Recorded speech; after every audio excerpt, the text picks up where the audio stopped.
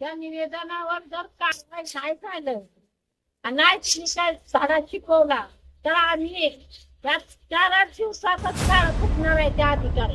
परवान्याचा दुरुपयोग करणाऱ्या देशी दारूच्या दुकानाच्या परवानाधारकावर कडक कारवाई करावी. तसेच अवैधरित्या दुचाकी व 4 चाकी मधून याच परवानाधारकाकडून दारूची वाहतूक केली जात असल्याने त्यावर देखील कारवाई करावी.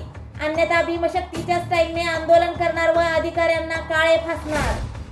मलकापूर फाटा येथील क्वालिटी लिकर्स परवानाधारक एस.जी. बसंतानी व एस.बी. पाटील यांनी सरकार मान्य परवान्याचा दुरुपयोग केल्याबाबत उत्पादन शुल्क विभागाने कारवाई करून देखील पुन्हा याच परवानाधारकाकडून अशाच प्रकारचे गैरकृत्य केले जात असल्याचे निदर्शनास येत आहे.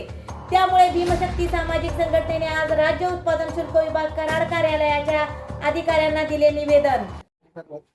मी काय करा की सदरचा आमचा हा निवेदनाचा प्रस्ताव त्यांचा असं निवेदन आलेलं आहे त्यावरती ऐकून घ्या त्यावरती कडक कारवाई होण्याची त्यांची अपेक्षा तर मला आपल्याकडून आदेश पाहिजे. काल परवा दिवशी राज्य उत्पन्न शुल्क कराड निरीक्षकांना आम्ही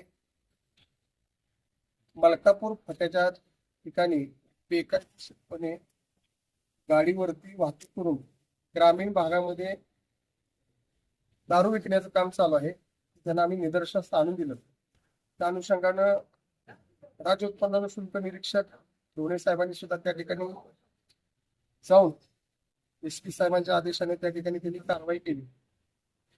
परंतु त्या ठिकाणी आम्ही त्यांना काही निदर्शनास आणून दिलं की सदरचे जे वाहनं ज्या काही 2-3 गाड्या आहेत बिगर नंबर प्लेटच्या आहेत त्याचबरोबर 4 व्हीलर गाड्या आहेत तर त्या गाड्यावरती वाहतूक करतात तर त्या गाड्या सुद्धा जप्त कराव्यात. त्यांच्याकडून अगदी अकलेचे तारे तोडण्यासारखी उत्तर आली की सदरच्या आम्ही गाड्यावर कारवाई करू शकत नाही. परंतु या ठिकाणी शूटिंग दाखवा जप्त केलेले आहेत.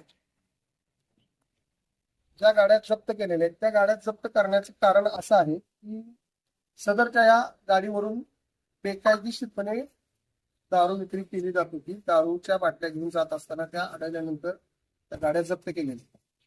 त्याच अनुषंगाने आज आम्ही या ठिकाणी आमच्या भाडे असतील, लक्ष्मीताई काळे मॅडम असतील, संजय कांबळे असतील, राजेंद्र कांबळे असतील, आम्ही त्यांना त्या ठिकाणी निवेदन दिलेलं आहे की सदरच्या लायसन धारकावरती आपण कडक कारवाई करावी जेणेकरून भविष्यात अशा पद्धतीने त्यांच्याकडून चुकीच्या गोष्टी होऊ नयेत. परंतु त्यांची उत्तर ऐकल्यानंतर मी स्वतः एस.पी. साहेबांना फोन केला. त्यांचं असं मत आहे की हे माझं काम नाही, एस.पी. साहेबांचं काम आहे. या प्रेसच्या माध्यमातून मी एस.पी. साहेबांना सुद्धा विनंती करतो की सदर आपण स्वतः लक्ष घालून या ठिकाणी कराड शहरामध्ये